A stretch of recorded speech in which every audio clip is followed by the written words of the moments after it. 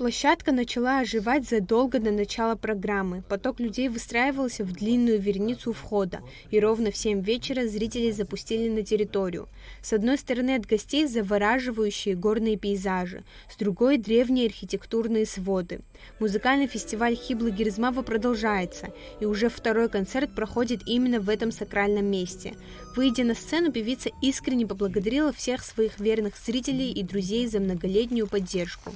Я абсолютно счастлива поблагодарить и сказать огромное спасибо фонду Килишбея Чачпа и Важи Чачпа за то, что у них есть неимоверный интерес к тому, что я делаю.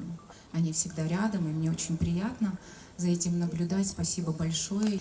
И я хочу, конечно, поблагодарить Андрея Дудко, моего друга детства, с которым мы когда-то начали этот фестиваль в 2001 году у подножья Пицунского храма, где мы выросли с ним. К середине концерта стемнело, и озаренный подсветкой собор предстал в совершенно новом величественном виде. Стены древнего Бедийского собора, возведенного больше 1000 лет назад. Сегодня этот великий памятник архитектуры превратился в уникальную декорацию прямо под открытым небом. Ведь в таком месте вызов для любого артиста, ведь здесь нет идеальной акустики закрытого оперного зала, но зато есть бешеная энергетика истории. Но этот вызов не для Хиблы Гирзмава, который выступает в этом месте уже который год и поражает зрителей своим талантом и профессионализмом.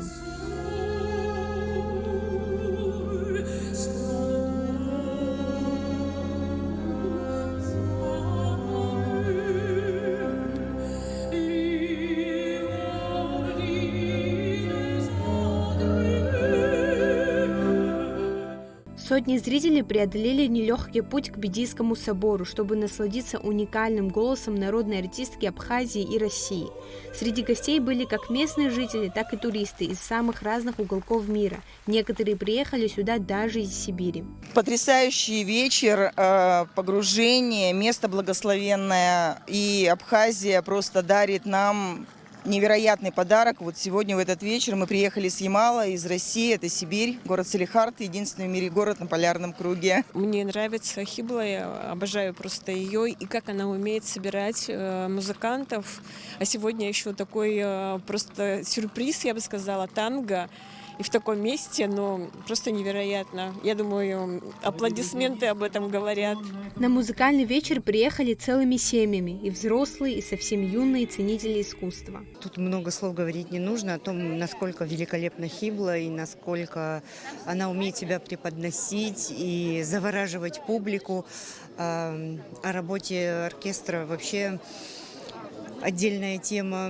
Их музыка уносила куда-то ввысь, особенно находясь в таком волшебном месте и слушая такую волшебную музыку, наверное, мы как-то, не побоюсь этих громких слов, но мы были, наверное, ближе к Господу, к нашему Создателю. Мне очень понравилась дорога к Бедийскому храму, сам концерт и Бедийский храм.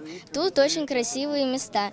Я хотела бы поблагодарить Хиблу Гирзмаву за такой прекрасный концерт и подарить ей букет цветов. В программу концерта вошли 15 абсолютно разноплановых композиций. Однако важной темой вечера стала семья. Она проявилась и в цыганской мелодии «Песня матери» на чешском языке, и в завораживающей мелодии из фильма «Интерстеллар», символизирующей неразрывную связь и любовь отца и дочери. В этот вечер вместе с Хиблой Гирзмава на сцену вышел академ-квартет, подаривший зрителям незабываемые эмоции. Мы провели 3 дня репетиций в Абхазии в полном удовольствии, с ожиданием этого концерта. Поднимались на гору, шел страшный ливень, и я думал только о том, что сейчас будет хорошая погода, когда мы поднимемся, потому что в этом месте не может быть плохой погоды.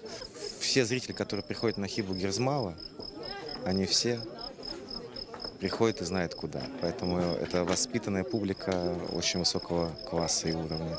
А то, что сюда люди героически забираются на вершину и готовы слушать здесь такие концерты, понятно, что это изысканная публика и очень достойная. Джаз в Сухуми, классика в Бедийском соборе, а впереди еще концерт в Пицунде. Фестиваль Хиблы Гирзмава продолжает удивлять своими масштабами и контрастами. Ирина Богателя, Заур Лиев, Абхазское телевидение.